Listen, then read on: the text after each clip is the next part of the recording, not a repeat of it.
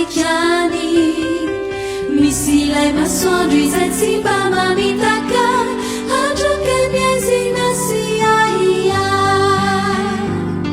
hitondra hafanana sy azavana hanoro aizay lalana ombana na ilentikaza io inoko fa mbola imposakaray masoandro tsy maintsy sentoa tsaroko ny filay masoandro koa fitondra hafanana sy azavana handoro aizay lalana ombana na ilentikaza io inoko fa mbola imposakaray masoandro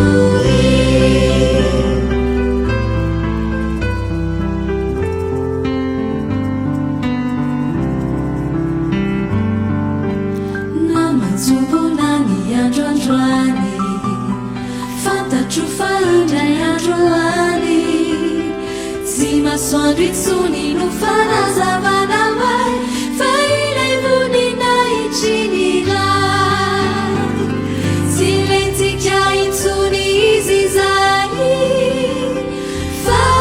rehetra mandraky zay ka ny hafanana sy azavany zay atolony ade fiainana mandrakiza raha mbola eto antany de tsy maintsy sentoa tsaroko ane filay masoandro koa tsy lentika itsony izy zay